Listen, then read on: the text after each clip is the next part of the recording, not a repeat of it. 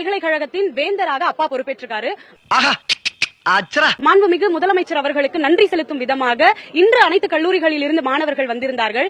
நீங்க ஸ்டார் மூவிஸ்ல இருந்து வரனால நான் உங்களுக்கு பேட்டி தரேன். நார்மலா நான் யாருக்கும் பேட்டி கொடுக்கறது இல்ல. இரு இந்த வர. நாங்க என்ன நினைச்சோம்னா ஒரு காலேஜ்ல இருந்து 2 பேரை அப்பா கிட்ட போயிட்டு பார்க்க முடியும் அப்படின்னு நினைச்சேன். ஆனா அப்பா என்ன சொன்னாருன்னா, நான் எல்லாரையும் பாக்குறேன், எல்லாரோடையும் நான் தனித்தனி புகைப்படங்கள் எடுத்துக்கொள்கிறேன் அப்படின்ட்டு எல்லாரையும் கூப்பிட்டு இன்னைக்கு பாத்துட்டு இருக்காரு. திருவண்ணாமலையில நிலச்சரிவு ஏற்பட்டது எல்லாருக்குமே தெரியும். அந்த நிலச்சரிவு ஏற்பட்ட போது என்ன ஆச்சுன்னா 18 மணி நேரம் மீட்பு பணி நடைபெற்றது. எங்கள் அன்பு அண்ணன் உதயநிதி ஸ்டாலின் 18 மணி நேரம் நின்னார். அந்த மீட்பு பணி நடந்துகிட்டு இருக்கும் போது ஒரு நடிகையோட திருமணம் கோவால தனி விமானம் வச்சு அந்த நடிகர் போயிட்டாரு. நடிகருக்கு நடிகை முக்கியம், அதனால போயிட்டாரு. தலைவருக்கு தமிழ்நாட்டு மக்கள் முக்கியம். இந்த அப்பா என்ற உறவு மாறாது. அந்த சொல் என்னுடைய பொறுப்புகளை இன்னும் கூட்டி இருக்குன்னு சொல்லுவேன்.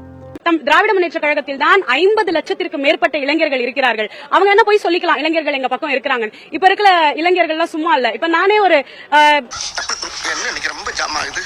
கல்லூரி பயிலும் ஒரு மாணவி தான். எனக்கு பாலிடிக்ஸ் புரியுது. யார் நல்லது பண்றா, யார் பொய்யா வேஷம் போட்டுக்கிட்டு இருக்காங்க. வாய்ப்பே இல்லை, வாய்ப்பே இல்லை தெரியுது. அதனால இளைஞர்கள் யாரையும் சும்மா எடை போட்டுறாதீங்க. விஜய் அவர்களே, உங்க பேரை நான் எந்த மேடையிலும் சொன்னதில்லை, இங்க சொல்றேன். யாரையும் சும்மா எடை போட்டுறாதீங்க. தமிழ்நாட்டு இளைஞர்கள் நன்றி உள்ள மிக்கவர்கள். எங்க அப்பாவும் எங்க அண்ணனும் அவ்வளவு திட்டங்கள் கொண்டு வந்திருக்காங்க.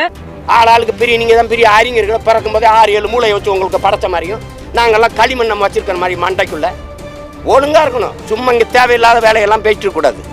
அரசியல்ன்றது திரைக்கவர்ச்சியால் வருவதில்லை, கொள்கை உணர்ச்சியால் வருது அரசியல்.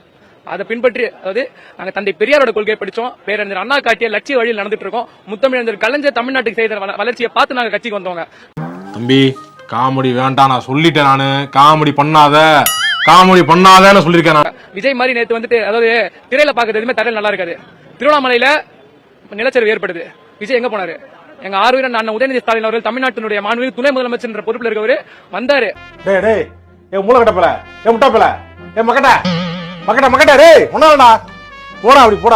புதுசா அரசியல் கட்சி ஆரம்பிச்சவங்களா இருக்கட்டும், இல்ல பல வருடங்களா எங்களை அழிச்சு விடுவோம்னு சொன்னாங்க எல்லாருமே.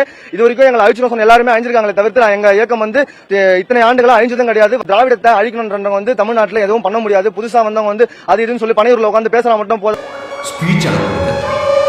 நடிப்பு என்ற ஒரு தகுதி மட்டும் நாடாளுவதற்கு போதாது அவர்களே, அதை நல்லா புரிஞ்சுக்கோங்க. நடிகர்கள் ரசிகர்களை தான் உருவாக்க முடியும், கொள்கையாளர்களை உருவாக்க முடியாது.